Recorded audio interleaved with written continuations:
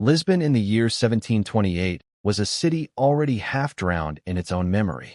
The cobbled streets of Alfama carried more than footsteps. They echoed with the centuries of prayers, screams, and whispered deals made under torchlight. Salt from the Atlantic wind gnawed at the tiled facades, and the blackened bones of saints watched from behind iron-barred chapel windows. Underneath the whole city, rumor had it, tunnels twisted in forgotten patterns, dug in haste during plagues, Inquisition raids, and Moorish sieges. The past was not dead in Lisbon. It simply waited beneath your shoes. Joaquim de Freitas lived between the cracks of that city, both literally and figuratively. He kept a modest apartment above a cobbler's shop in Moraria, not far from the old Moorish walls, where the stones still bled rust during spring rains. A man of few words and meticulous habits, Joaquim had gained a reputation in his late 20s as one of the most gifted cartographers in all of Portugal. His ink work was so precise that ship's captains and municipal judges alike swore by his maps. He measured not just space, but intent. Each street seemed to fold outward from his pen with unnatural ease. He wore the same brown cloak every day, carried a walnut compass case, and was often seen walking the same 6 streets at dawn, whispering measurements to himself like prayers. His journals, later discovered posthumously, revealed that he believed cities were not built, but born, and that Lisbon had a second face that only ink could reveal. At first, no one questioned his peculiar habits. In fact, many attributed his growing fame to his dedication. A local magistrate once commented, "His mind is bent like a compass needle near iron, always pointing to something no one else sees." For a while, this was seen as charm. But that changed in the spring of 1728. It began subtly, with a missing street. In February, Joaquim submitted a newly commissioned map of Alfama to the municipal planning office. It was exquisite, hand-inked on goatskin vellum, with elevation lines drawn so fine they looked carved. But as city officials reviewed it, one discrepancy stood out. Rua das Serpents, a curving alley that none of them recognized. Not only did it not exist, it had never existed, not even in older parish records. The alley, according to the map, wound tightly between Rua dos Remedios and the Sé Cathedral, forming a crescent just wide enough for a child to pass through. When questioned, Joaquim did not hesitate. "I walked it," he said plainly. It was there. The cartographer's voice was always quiet, but in that moment, something behind his eyes shifted, like a shadow moving behind a closed door. One of the magistrates, Señor Alvido, later wrote in his personal account that his certainty unsettled the room. Not arrogance, but faith. As if we were blind and he pitied us. A city surveyor was dispatched the next day to check the area. No such alley existed. In its place was a blank wall of limestone, part of an aging convent garden. No seams, no openings, no evidence of masonry alteration. Nothing. When they brought Joaquim there, he frowned in disappointment and traced his fingers along the wall, like a priest searching for secret scripture. "I was here," he murmured. "But not now." The municipal commission dismissed it as eccentricity. Yet privately, questions began to spread among Lisbon's small circle of architects, scholars, and clerics. How had Joaquim measured a street that didn't exist? Was it an artistic flourish? A message? A mistake? Then came the second anomaly. In March, another commission map from Joaquim, this one of the Barro Alto, included a plaza none of the city architects had ever seen. It was labeled Praça do Lamento, and it appeared at the intersection of 3 tightly packed alleys near the old Jesuit seminary. But there was no intersection there. Only a single dead-end alley used by tradesmen. The plaza, like the phantom alley before it, had no record, no presence, no physical existence. Yet the pattern was undeniable. Joaquim had begun to include places that Lisbon had no memory of, but that he swore were real. At first, the city officials chose to ignore it. After all, Joaquim's work was still leagues beyond his peers in terms of detail and beauty. His maps were useful, even if not entirely literal. The inconsistencies were shrugged off as poetic license. But then, people started going missing. Not in a wave, not all at once, but one by one, over weeks. A fruit vendor's son who ran an errand and never came home. A sailor who stepped off the pier and never made it to the tavern. A laundress who walked her usual path near the Sé Cathedral and vanished. None of these disappearances were immediately connected to Joachim. But months later, when his final map would be analyzed in the aftermath of what was yet to come, it would be discovered that each of the missing persons had vanished in the vicinity of a street or alley that appeared on Joachim's maps, but not on any other. In the spring of 1728, Joachim began to change. He stopped accepting new commissions. He stopped speaking in public. He shuttered the windows of his apartment and rarely emerged before dusk. When he did, he walked barefoot, holding a candle even in daylight, muttering to himself in tongues no one could understand. One boy who followed him claimed he saw Joachim press his ear to the cobblestones and whisper, "I hear you." His neighbors became frightened, not just of him, but of the places he had once walked. The corners of Moraria he lingered in the most began to feel off, somehow. People said time felt slower there. Candles burned unevenly. Dogs refused to step into certain alleys. And all the while, Joachim kept drawing. He filled scroll after scroll with maps, some partial, others vast. Some featured only a few streets. Others showed entire sectors of Lisbon twisted into unrecognizable labyrinths. The ink he used grew darker, sticky. It smelled faintly of rust and decay. A visiting nobleman, Dom Rafael de Mora, was granted rare access to Joachim's home in April, hoping to commission a private estate map. He fled the house 20 minutes later, refusing to speak of what he'd seen.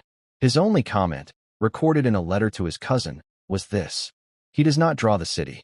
He lets the city draw itself through him." The spiral first appeared in late April.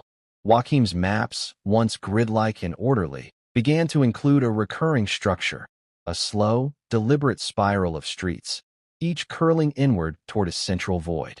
At the center was a mark, sometimes a dot, sometimes a black square, sometimes simply a name, Esquisito. Forgotten. It was not a place that existed. Not above ground, anyway. Lisbon's religious authorities grew concerned. A friar was sent to assess Joachim's condition under the pretense of spiritual guidance. He was not admitted, but as he waited outside, he saw a piece of parchment float from Joachim's upper window, carried on the coastal breeze. It landed at his feet. It was a fragment of a map, drawn in black-red ink. The streets were named in Latin, but not Church Latin. Older, rooted in something pre-Christian. The spiral was there. At the center, a name the friar did not dare repeat. He burned the paper, then reported to the Bishop of Lisbon, urging intervention. But Joachim was no heretic, and the city was reluctant to condemn a man who had helped define its very shape. So nothing was done, until the bones were found. It began as a whisper among children. On a warm morning in early May of 1728, a boy named Mateo de Cruz returned home in tears. He was 6 years old, the son of a candlemaker in Alfama, and he had been sent with a bundle of coins to fetch honey from a vendor 3 streets over. He never made it. Somewhere near the church of São Miguel, he turned down an alley he swore had always been there, and found himself utterly lost. It was like walking into a dream, he kept repeating. Everything was quiet, even my own footsteps. The walls leaned in too close, and I saw a man drawing lines on the ground with a bone. The alley Mateo described, long and narrow with black tiles and strange scratches on the walls, did not exist. His father retraced every step the boy claimed to have taken. There was no such passage near São Miguel, and yet Mateo had returned with one black tile in his pocket, smooth and cold to the touch, unlike any stone used in the city's pavement. The story should have been dismissed as a child's fantasy, but it wasn't the only one. Within a fortnight, at least 4 more children told similar tales, of turning into unknown alleys, of hearing soft singing behind old doors, of strange figures standing motionless beneath crumbling arches. And every one of them described the same man, barefoot, hunched, with charcoal fingers and scrolls strapped to his chest like armor. When asked to draw him, they all drew a version of Joachim de Freitas. By then, Joachim had not been seen in public for nearly a month. His windows remained shuttered, his letters unanswered. Even the cobbler who rented the flat below him claimed to hear nothing from upstairs. No footsteps, no creaking floorboards, no movement at all. And yet his maps kept appearing, tacked to market walls, slipped into library shelves, folded into the mouth of a dead crow found on the bishop's doorstep. Each new map was stranger than the last. The city's familiar bones were still there: Rua Augusta, Largo do Carmo, the winding stretch of Rua de Madalena, but interwoven with foreign veins, new alleys, impossible courtyards, loops that bent space in ways that disoriented even the most seasoned map readers. Spirals nested within spirals. Entire blocks where no buildings stood. One map showed a river running directly beneath the Rua das Flores, labeled Riacho dos Mortos, Brook of the Dead. Another showed a cemetery at the base of the Sé Cathedral where none had ever been. Yet the day after that map surfaced, construction workers renovating the cathedral's foundation unearthed bones. Human. Dozens. The city grew nervous. Not openly. Not yet. But whispers began to float through candlelit taverns and backroom confessionals. Was Joaquim a seer? A sorcerer? Had he gone mad? Or had he begun to see something Lisbon had long buried? Then, in late May, a street appeared that no one remembered, and just as quickly, vanished. It happened near the Alfama docks. A local wine merchant named Helena Mora was walking home just after midnight when she found herself in unfamiliar territory. She had taken the same route every night for years. But this time, a small, winding alley stood where there had always been a bakery wall. The alley was paved in red stone and smelled of seawater and iron. She walked it, curious. I was maybe 20 steps in when I heard someone whisper my name, she later told the city guards. I turned, but no one was there. Then I saw something on the wall, drawings. A map, done in black. The lines were moving. She turned and ran. When she brought 2 guards back minutes later, the alley was gone. In its place, a blank stone wall, too old and solid to have been altered overnight. The guards wrote it off as drink-induced hysteria until Helena produced a coin. Not a real coin. A round piece of dark metal she claimed had been lying in the center of the alley. It was marked with a spiral and what looked like a tooth in relief. No one had seen anything like it before. The alley, it seemed, was real for some. Over the next week, 2 more disappearances were reported. A milkmaid near the Moraria gates. A violinist who played outside the Carmo convent every morning and was suddenly nowhere to be found. What made the second case particularly chilling was that his violin remained exactly where he'd been playing. Leaned against the convent door, one string snapped. Beside it, a slip of parchment showing a corner of the city labeled Travessa do São Morto, Alley of the Dead Sound. There was no such street on any map, except one of Joaquim's. By June, a low-grade panic simmered beneath Lisbon's warm air. Children were kept indoors. Superstitions returned, salt thrown across thresholds, shoes left upside down, walls prayed against. Dogs howled at empty alleys, and night watchmen reported strange symbols etched into bricks, geometries not seen since the days of the Templars. The city elders convened in secret. A decision was made. Joaquim de Freitas must be found, brought in, questioned, perhaps exorcised. But when guards forced open his door on the morning of June 10th, they found an empty apartment. No sign of him. No trace of packing or struggle. The room was cold, unnaturally so. Candles wouldn't stay lit. Every wall was covered in maps, hundreds of them, layered and overlapping, curling and peeling, drawn in what looked like black ink but smelled unmistakably of blood. The centerpiece was pinned above his writing desk, a massive rendering of Lisbon, but not Lisbon. A version of the city with twice the normal number of streets, some underground, some slanting into the hills, some that looped back on themselves like snakes devouring their own tails. And at the very center, a spiral. It wound inward toward a blank circle labeled only with the Latin, Memorare sub terra. Remember beneath the earth. The guards who entered that room refused to speak of it again. One, a veteran named Jorge Batista, left the city entirely the next day. Before he disappeared, he told his cousin that the city has a mouth, and it opened in that room. But Joaquim was not entirely gone. That same week, a carpenter working near the old Roman aqueduct claimed he saw a barefoot man walk into an alcove and vanish. When he investigated, the space behind the wall was empty. No doors, no trap, just stone. Another sighting came from a nun who claimed to see Joaquim standing in a flooded cellar, holding a map that glowed in the dark. She tried to approach, but he whispered something that made her forget her own name for 3 days. The sightings were brief, uncanny, and always near one of the streets that only existed on his maps. One archivist, desperate for answers, tried to overlay Joaquim's maps on the city's current blueprints. The results were disturbing. Each false street or impossible alley intersected perfectly with documented disappearances, plague pits from the 1500s, or sites of forgotten fires and executions.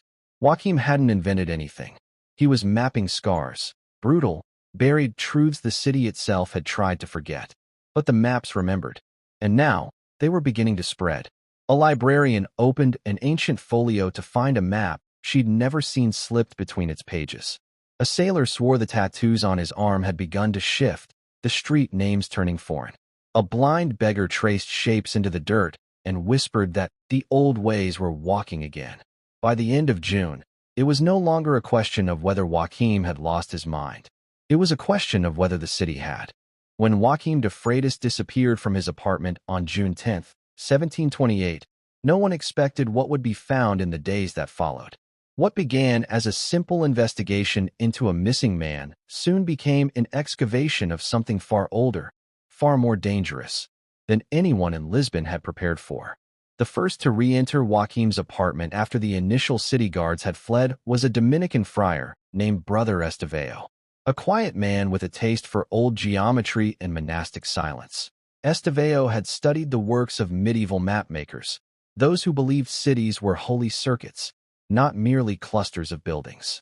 He volunteered to inspect Joaquim's home not for the church's official records, but for something unspoken, the growing belief that what Joaquim had drawn was not madness but a code, a design. He arrived just before dusk. The cobbler below refused to accompany him.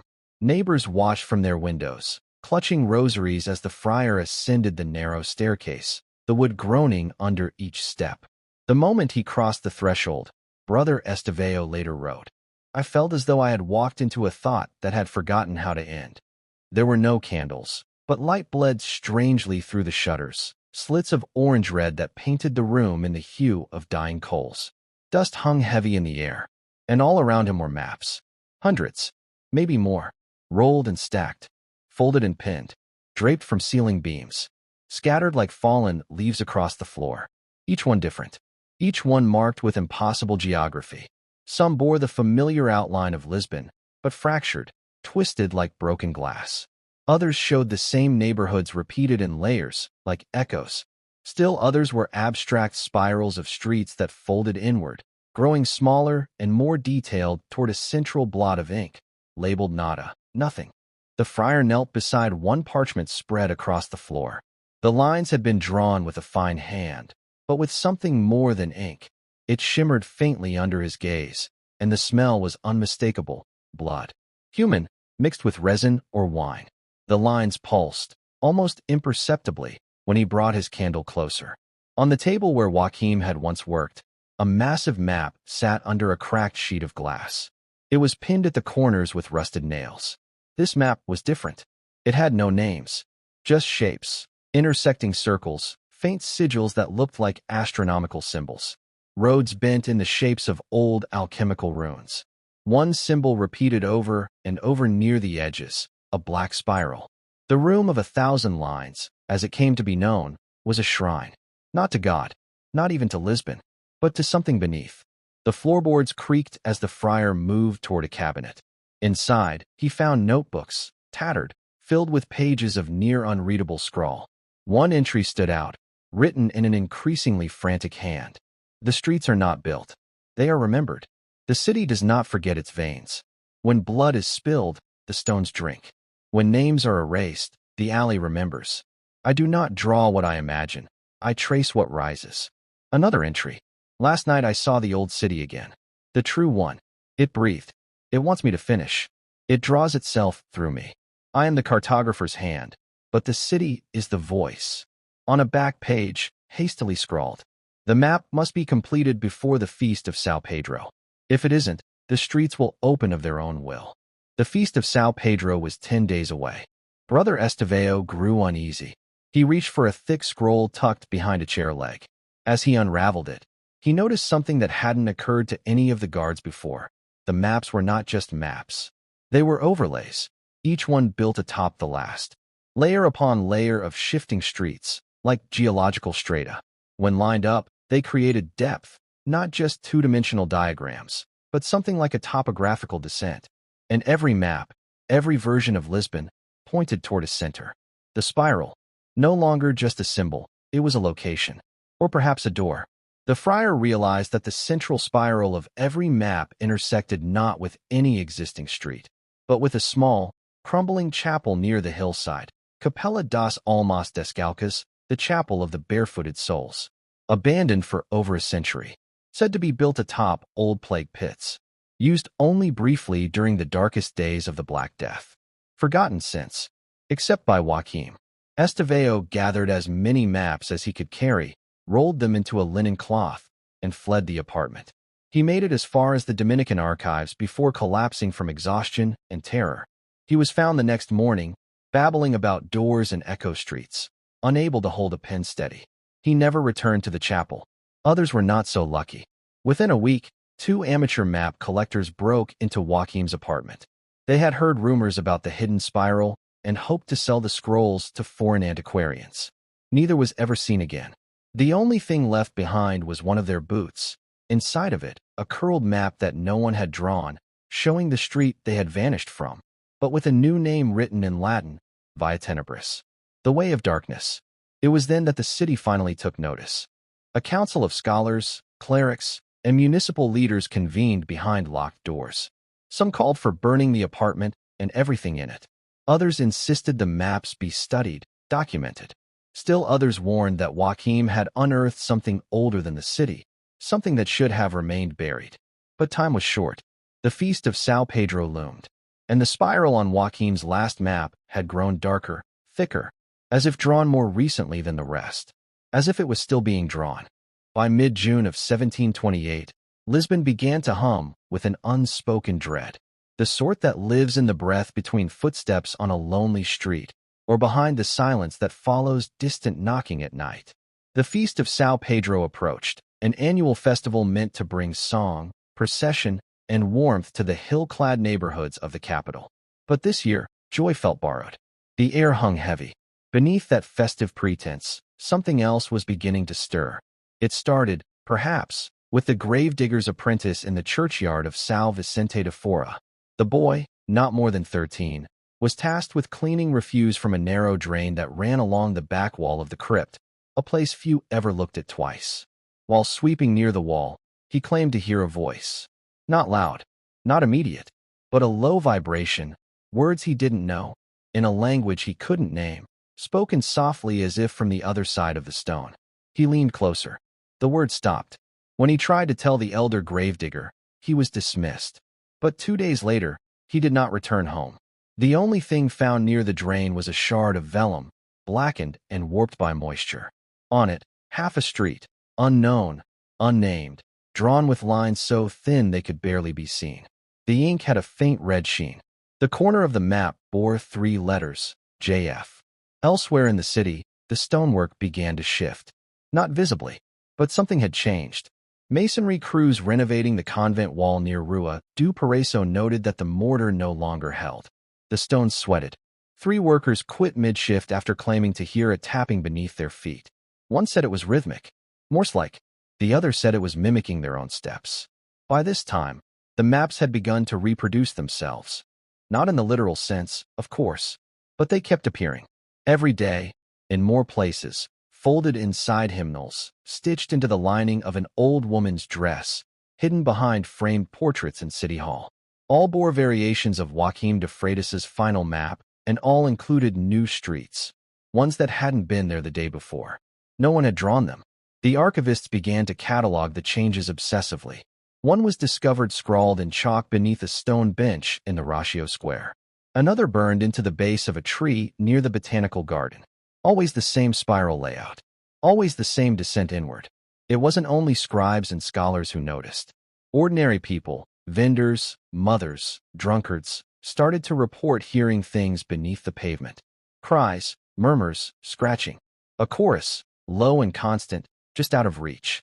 One of the most unnerving accounts came from a stonemason named Elias Cabral, who had been assigned to reinforce the foundation stones near the ruined chapel of the Barefooted Souls, the location Brother Estevao had identified as the center of Joaquim's spiral. On the morning of June 21st, Elias arrived early, before the heat set in.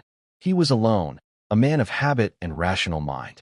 As he approached the base of the chapel's east wall, he noticed a crack, a thin black seam in the ground that hadn't been there the week before.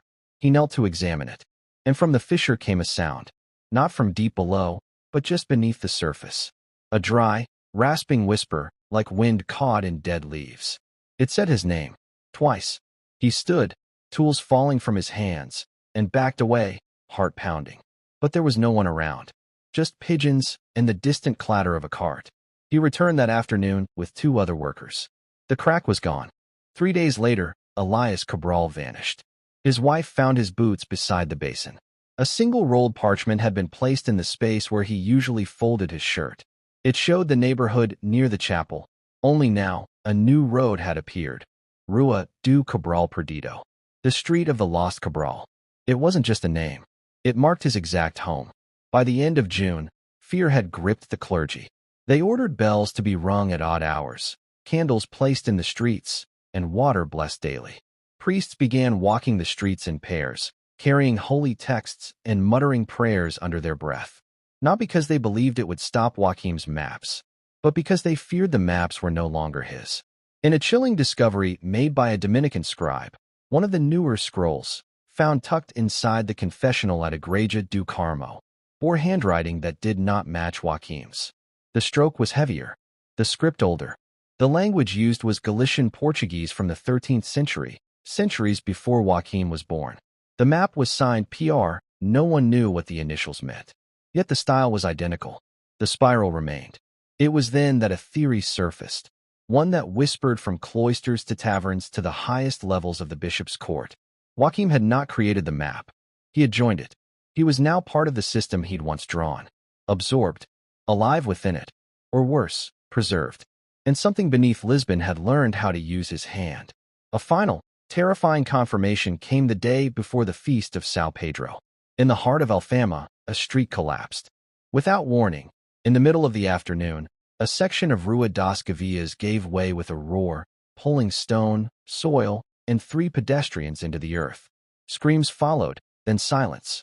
The pit was 5 meters wide, perfectly circular, and at least 15 deep. Rescue efforts were immediate, but something stopped them. Not earth or fire. Not a gas or a structural issue. But a voice. Everyone near the hole reported hearing the same thing. A woman's voice, faint but unmistakable, echoing upward from the darkness. She was singing. The tune was unfamiliar. Slow, mournful. The lyrics, though muffled, sounded like old Portuguese dialect.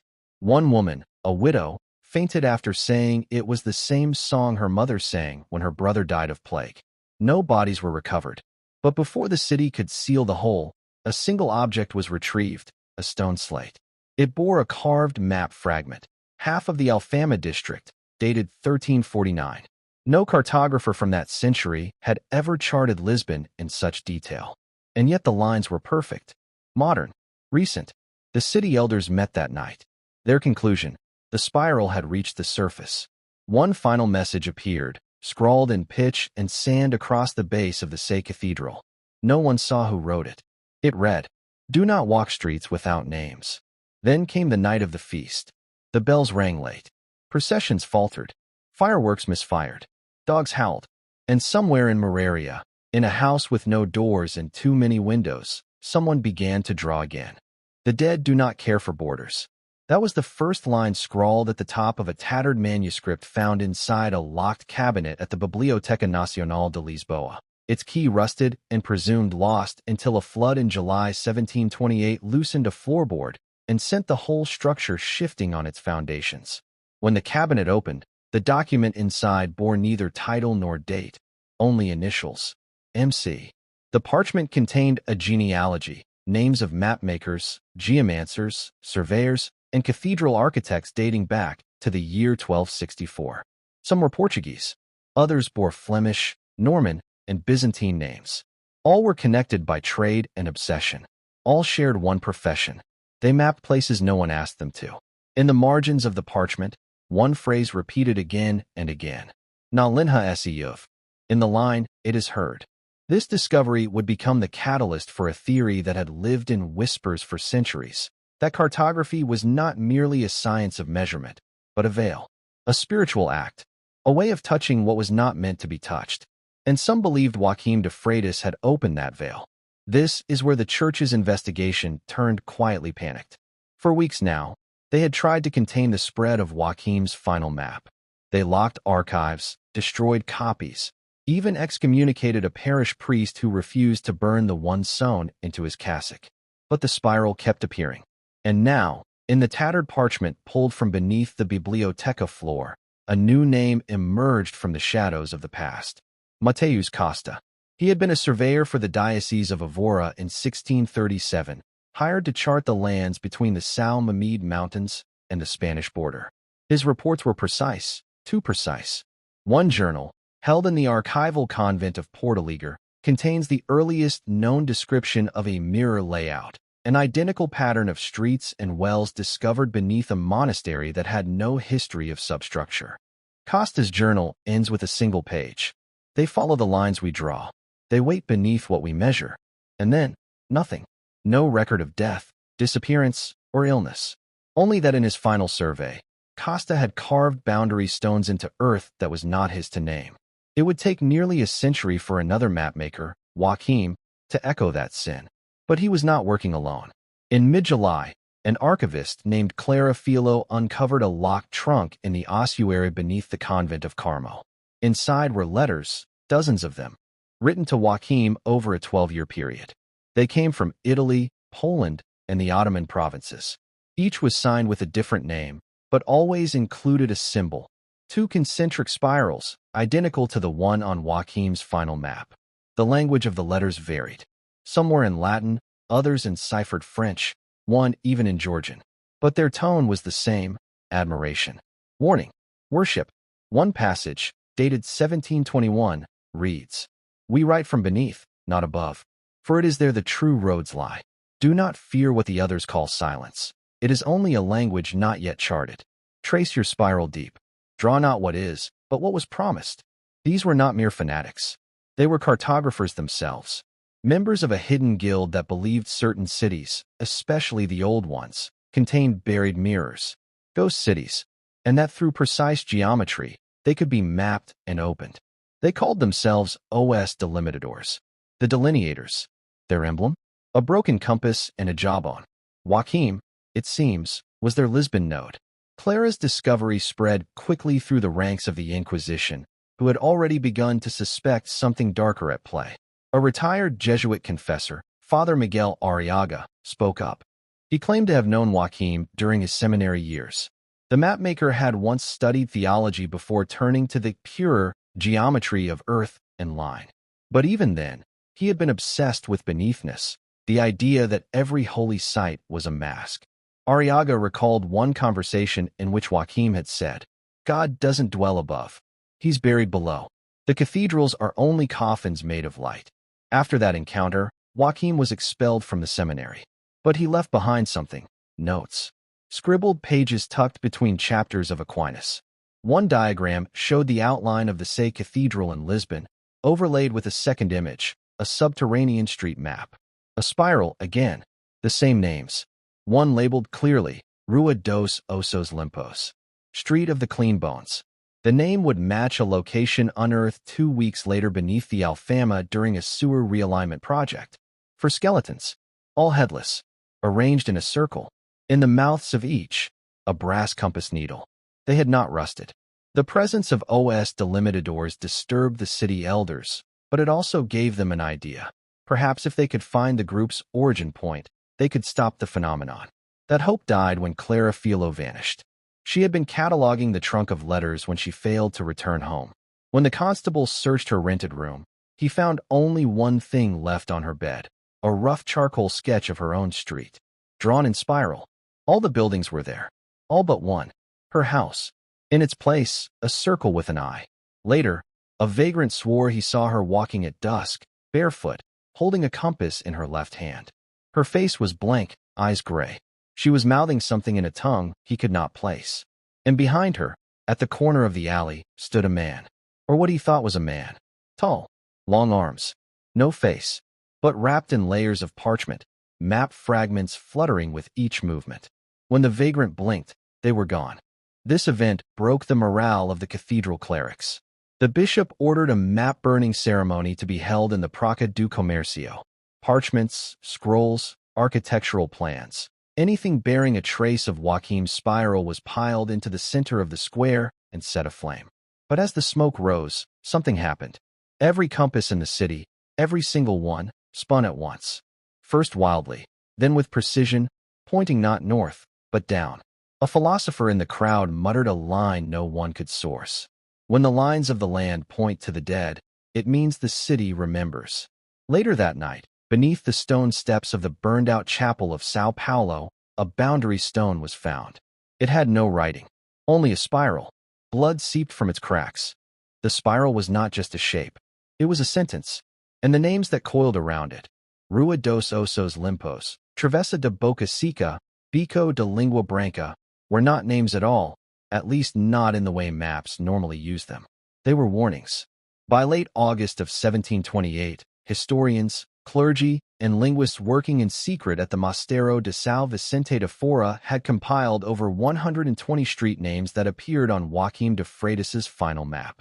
None matched official city records, but a few, just a few, triggered faint echoes in other texts.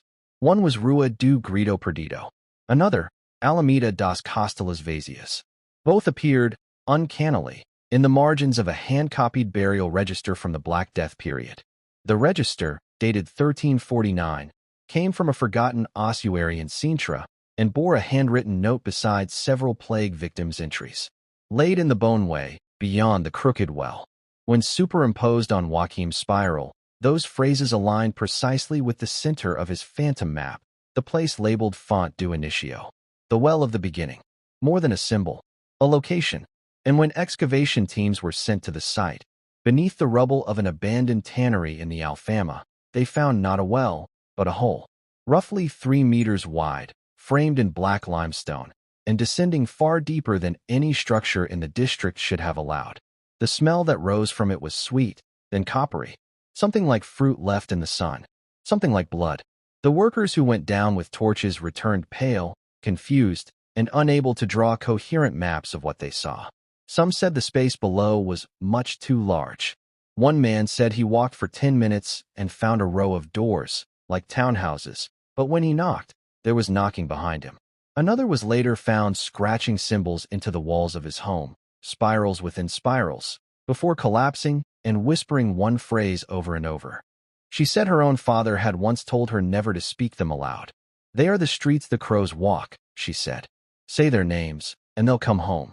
At this point, a linguist named Enrique Duarte published a secret thesis, circulated only among church authorities and cartographic societies. The thesis was called The Vocabulary of the Veil.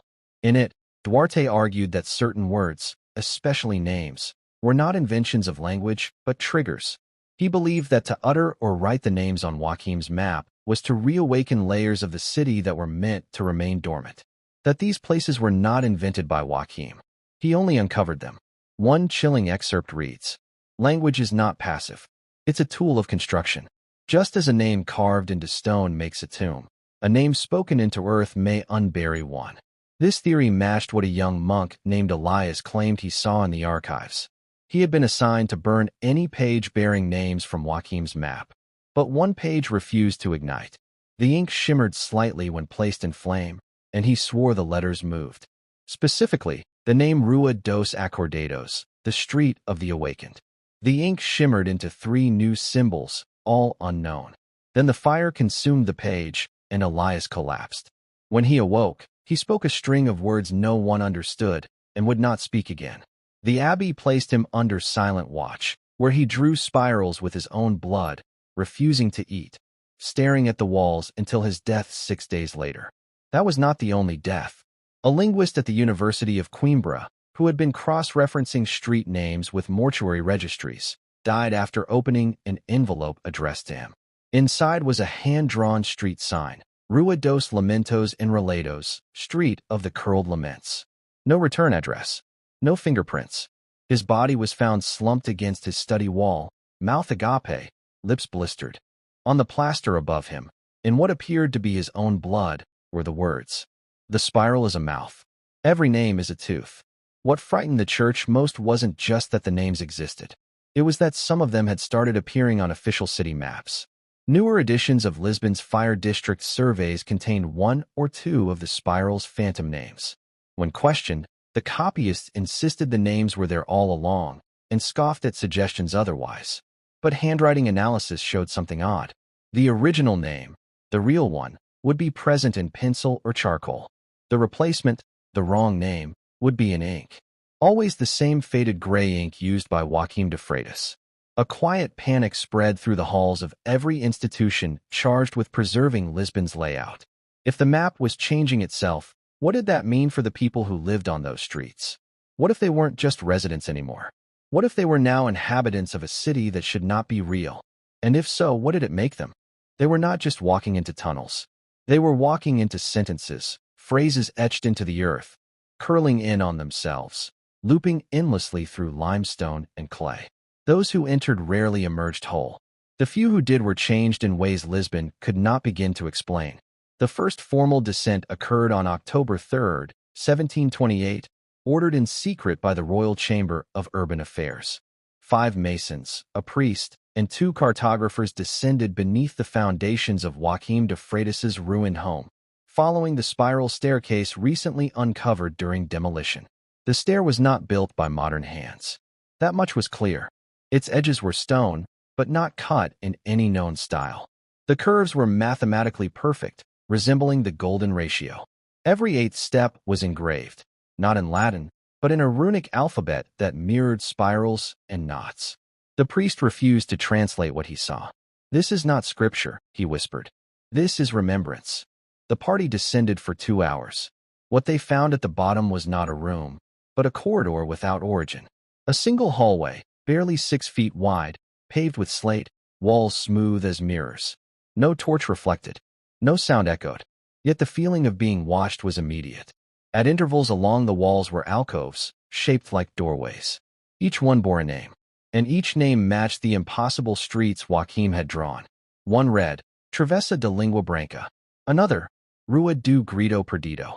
And deeper still, Calcata dos Mortos que Alum, the cobbled street of the watching dead. The priest refused to go farther. His candle flickered, then snuffed itself out. He wept, clutched his crucifix, and began muttering in tongues none of the others recognized. When they carried him out 2 hours later, his hair had whitened, and he no longer responded to his own name. He died 7 days later. The rest of the team returned, silent and pale. One cartographer resigned the next morning, claiming he could no longer trust shapes. Another was found drawing spirals onto his own skin with a compass needle. All refused to speak of what lay at the spiral's center. But a journal surfaced weeks later, tucked into a ruined wall near the entry shaft. The ink was dry, handwriting erratic. The entry suggested at least one person had descended alone after the others had fled. His final words, "Each step knows me. The city beneath remembers my weight. The walls breathe slower now. I have passed 7 doors. I have heard my name behind all of them. There is no bottom. The spiral does not lead downward. It leads inward." At the same time, Lisbon above began to shift. Citizens living near Rua dos Douradores reported hearing footsteps beneath their homes at night. Marching, steady, deliberate. The sounds did not match rats or floodwaters. They came with voices, whispers in dozens of tongues. Some residents claimed they heard full conversations directly under their beds. But the conversations were always about them. An elderly woman living above the phantom street Bico da Espera Gelada claimed she awoke to find an old map nailed to her door. The map bore her name, not as the owner, as a street, Rua de Inés de Cruz. Her address had changed. When she visited the registry office, no one recognized her claim. The official record had already been altered. Her lane now bore the new name, filed under a city map that no one admitted creating. More chilling still, the name matched one from Joachim's spiral, and she would not be the last. By November, there were 13 such renamings. None sanctioned, none acknowledged, all traced to the spiral's map. Scholars at the Royal Archives were called in to investigate, but half refused to speak on record. One man simply said, "The city is rewriting itself." and it's using us as the ink. At least 2 more shafts like Joachim's were discovered, one beneath the floor of the São Roque Chapel, the other near a disused aqueduct in Moraria. Both led to near-identical spirals, labyrinths beneath the city, sharing the same layout, the same inscriptions, the same smell. But one was different. At the base of the Moraria spiral, investigators found a door. It was made of black iron, cold to the touch, etched with names, none familiar. Not streets this time, but what appeared to be occupations. Titles. One name was translated by a paleographer who worked on early Inquisition scrolls. O Chancellor dos Ecos, the Chancellor of Echoes. Another, O Arquiteto do Lamento, the Architect of Lament. And then, the final name, O Cartografo do Fim, the Cartographer of the End. No one dared open the door, but the spiral corridor around it was mapped in fragments. A copy of that map was later stolen. When it resurfaced weeks later, it had grown. Extra turns, new alcoves, one labeled with the name of a living man. Domingos Alvarez, a local gravedigger. He vanished 2 days later. His body was never recovered. But his lantern was found, still burning, at the end of a corridor where no corridor had existed before. The clergy grew desperate. An exorcism was performed on the spiral beneath Joachim's home. Holy water turned to vapor. Candles burned black. One novice monk collapsed, muttering, "We are above them. They resent that." When a team attempted to wall off the spiral, stone masons reported that their bricks vanished overnight. Not stolen, absorbed, as if the wall had never been laid. But perhaps the most disturbing event came from a man named Elias Berganca, a street sweeper who, while clearing rubble from a collapsed wall in the Baixa district, found a stair beneath a drain cover. He followed it for several minutes. When he returned, he said nothing. He left his job the next day. Then he walked from church to church, collecting ashes from burned palms. He mixed them with oil and tar, and painted symbols onto his skin. Spirals, all over his face, his eyes, his chest.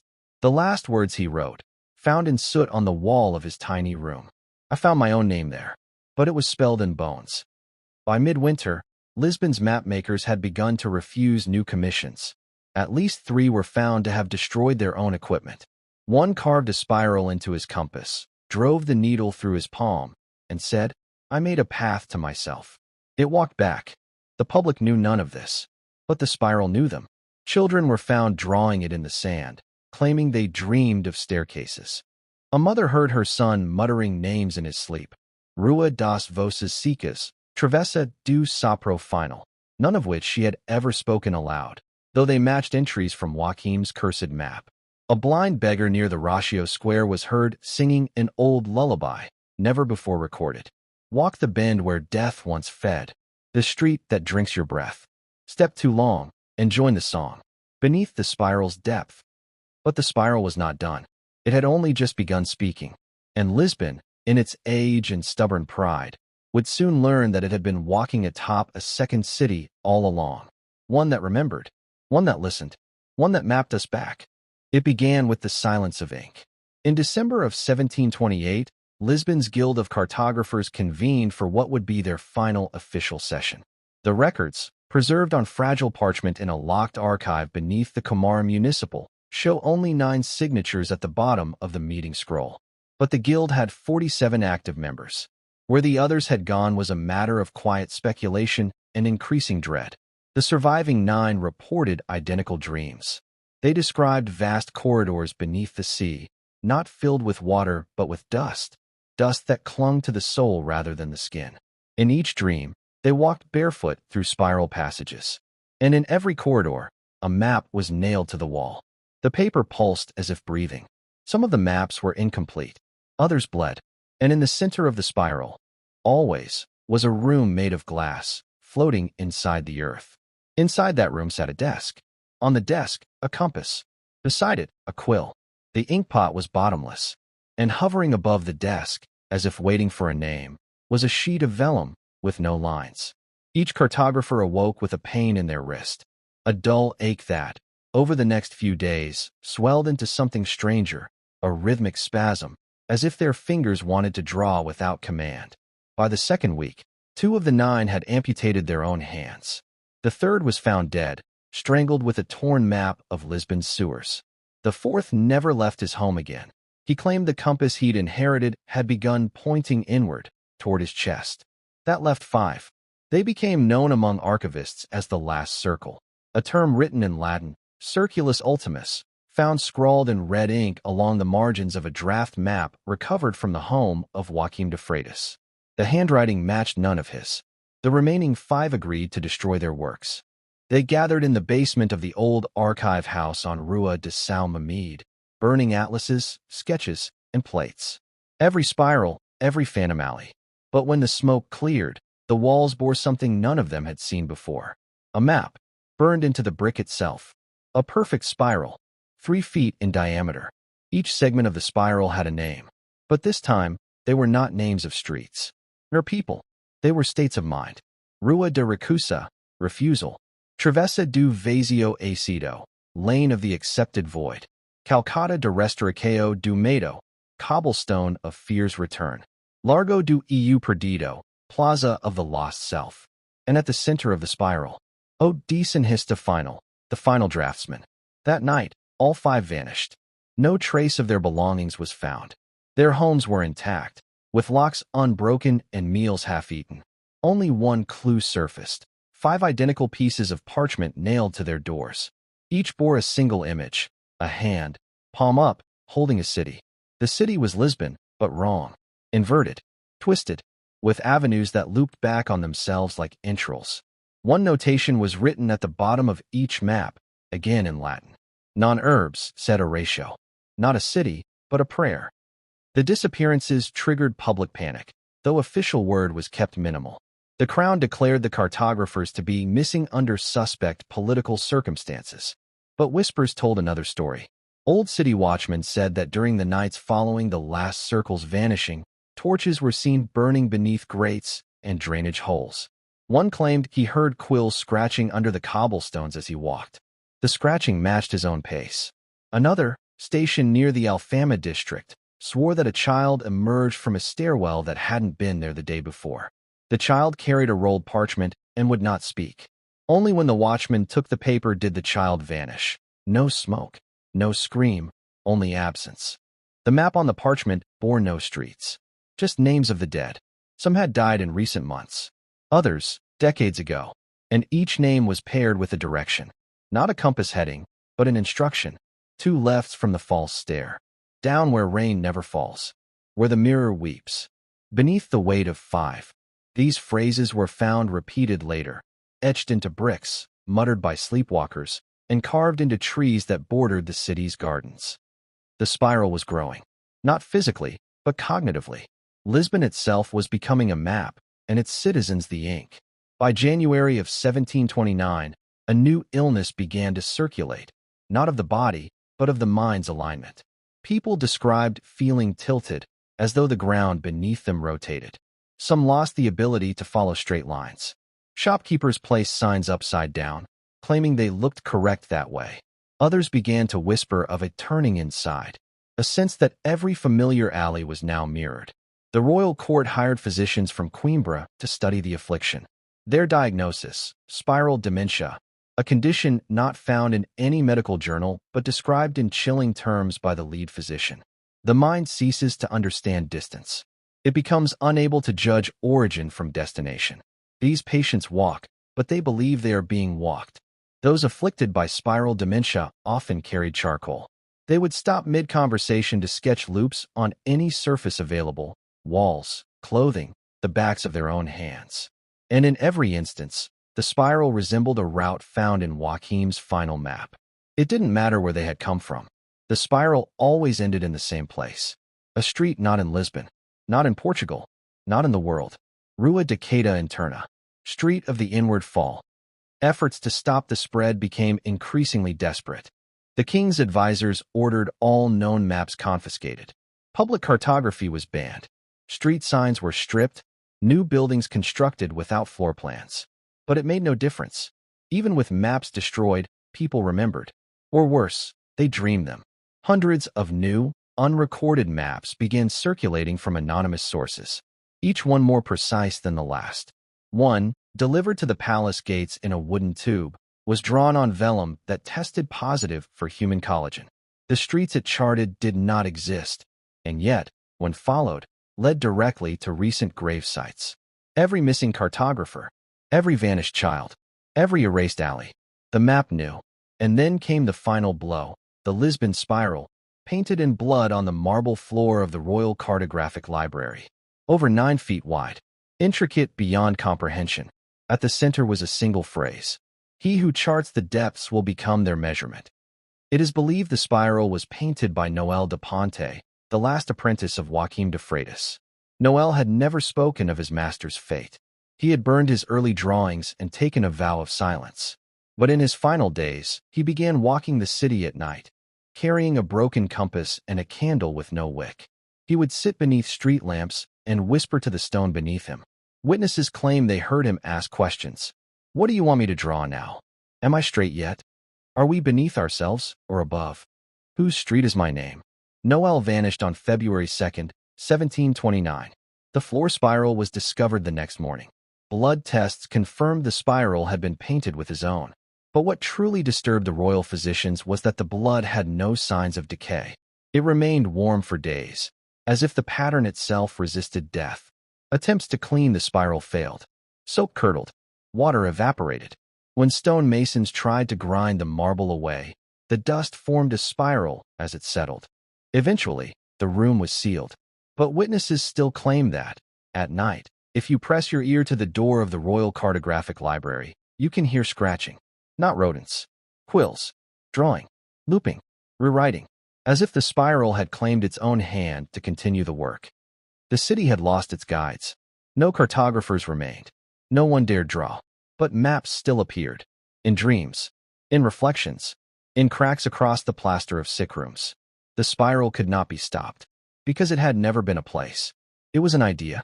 A concept that charted the mind, using cities as metaphor. Joaquim de Freitas had not gone mad. He had only seen too clearly. And now, everyone else was beginning to see as well. No one remembered when the street vanished. Rua de Alegria had been there for centuries, a modest lane in the Barrio Alto, lined with candle shops and the home of the city's most respected midwife. One morning in March 1729, a man left his home on that street and found only wall where the exit had been. No door, no windows, no sound. When masons came to investigate, they discovered no record of the building's construction, nor its inhabitants. Church baptismal books had blank pages where the midwife's records should have been. Even the tiles bearing the street's name had peeled away, exposing only smooth plaster like new bone. The street had not been destroyed. It had been unwritten. By April, 23 other locations followed. First the alleys, then the staircases, then entire corners of Lisbon that had once housed fishmongers, woodcarvers, or students. Instead of ruins, they left behind voids, silent plains of stone with no texture, no weathering, no debris. Entire city blocks became blank architecture, as though the hand that drew them had gone back and erased the ink, but not the page.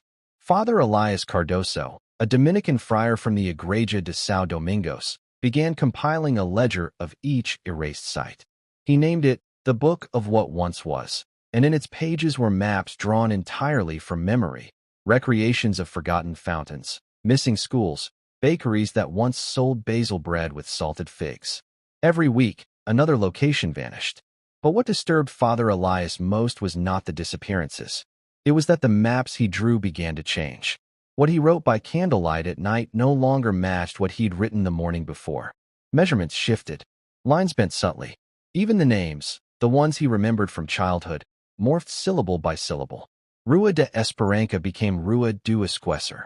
Street of Hope became Street of Forgetting. He told no one. He feared that speaking these changes aloud might seal them. But eventually, he found that he could no longer trace a straight line. The very act of walking had become unstable, not in his feet, but in the paths themselves. A street that once connected two known plazas now led into a loop. One corridor fed directly back into itself, as if the road had grown a mouth and swallowed its own beginning. And all throughout the old neighborhoods, the same markings appeared. Spirals, painted, carved, etched into stone, formed from fallen leaves or threads of laundry hanging in perfect arcs. Some saw them as accidents. others devotional signs. By June of that year, the nobility began to flee. Those who stayed behind were the ones already marked. Marked by dreams, marked by grief, marked by something deeper, a cartographic possession. They weren't merely watching the city change. They were internalizing its changes, as though Lisbon's shifting streets reflected an invisible geometry within their own minds. One midwife, Dona Serafina, described this in her letters. I am beginning to see things from above, though I walk with my feet. My eyes now hover 10 feet above my head. I see street names before they are etched. I smell ink where there is no pen. Every child I help birth now comes with a shadow I cannot banish, a twin that speaks in spirals. She was found days later, suffocated under maps she'd sewn into her bedclothes. They were not of Lisbon, nor of any known terrain, but each bore streets named after her organs. Travessa do Pulmio Direito, right lung lane. Escadaria de Costela, rib staircase. Rua do Sang Tardio, street of late blood. The architectural changes grew more violent. Houses began to shift their doors. Rooms rearranged themselves. Staircases turned in on themselves until they were impassable spirals, leading nowhere. One building in Alfama was observed by city guards as it collapsed upward, not crumbling, but folding skyward like a paper box. When they entered the foundation, they found not rubble, but a staircase spiraling downward, one that had never existed before.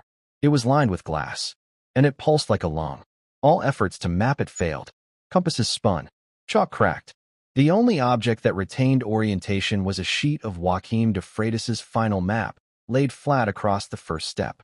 Its spiral aligned perfectly with the descent. No one descended. Not then. But the staircase remains. And it is growing. Then came the reflected city. In July, mirror makers began reporting unusual orders, requests for floor-length mirrors with inverted maps etched onto the glass. The purpose was unclear until a glazier named Umberto Dias installed one such mirror for a merchant near Praca do Comercio. Upon completing the installation, Umberto looked into the glass and screamed, not because of what he saw, but because he wasn't there. His reflection was missing. In its place stood a building, one he did not recognize, yet felt in his marrow. Behind its windows, spiral corridors, ink dripping from the ceiling, and a figure hunched over a desk, scribbling. As Umberto reached out to touch the mirror, the figure in the glass raised its head. It had his face, but where the eyes should have been were open compasses, spinning. By autumn, mirrors across Lisbon began reflecting incorrect architecture. A bakery's mirror would reflect a prison. A fountain reflected a gallows. The sick room of a priest reflected a cathedral turned upside down, where the crucifix hung not from the ceiling, but from the floor. The people began to speak of a cidade dobrada, the folded city, a version of Lisbon that ran parallel, visible only through reflection or in dreams. A city where the spiral was not a symbol, but a force. And then, finally, the first full conversion was recorded. It occurred on Rua das Hortas, a small street known for wine merchants and pomegranate trees. In one night, every building rotated 90 degrees, not visibly, not by construction, but by perception. In the morning, every resident reported that their door no longer opened onto the street, but onto another version of it, narrower, darker, quieter. One woman tried to leave. She walked a straight line and returned to her front step. Another threw a lantern as far as she could. It shattered at her feet, without ever having flown through the air. The street had folded into itself. Authorities gave up. With cartographers gone, mirror makers cursed, and architects fleeing the city, Lisbon lost its blueprint. And in that void, something else began to draw. Walls re-etched themselves. Doorways became mouths. Entire gardens withered overnight and regrew in spiral shapes. Even birds began flying in loops, never straying from the pattern.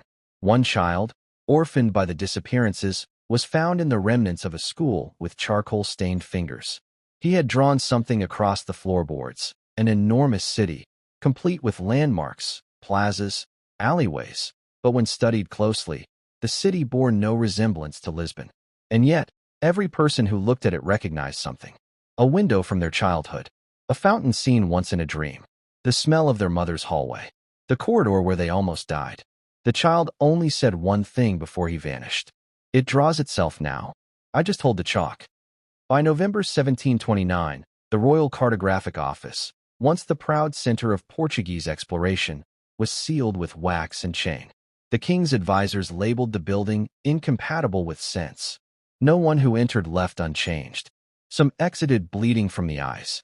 Others spoke backward for days, unable to stop. A final proclamation was made. All mapping of Lisbon is henceforth forbidden, not for secrecy, but for survival. To draw is to be drawn. To trace the spiral is to enter it. And once inside, the city remembers your hand. The spiral had claimed its host. Lisbon was no longer a place.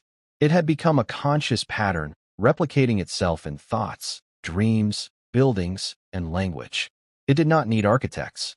It had believers, not citizens, but scribes.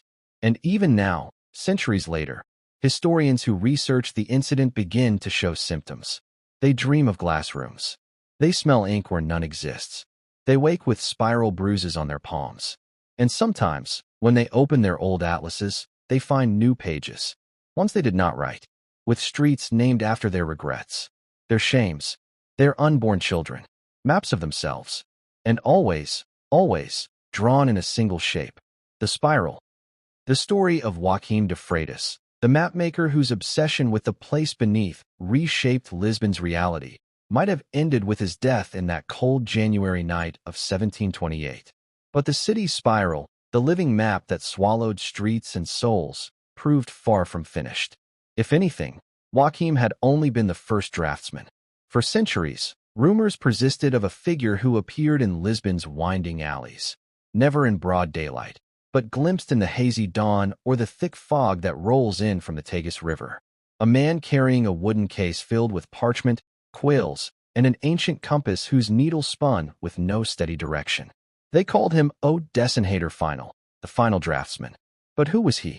Some believed he was Joaquim himself, cursed to walk the living map he created, condemned to redraw the city forever. Others whispered of a shadow spawned by the spiral, a sentient echo born from the ink of the original map.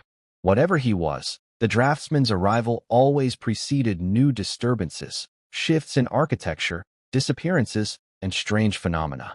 In the winter of 1730, Father Elias Cardoso, now a broken man haunted by the disappearing streets and vanishing neighbors, claimed to have met the draftsman.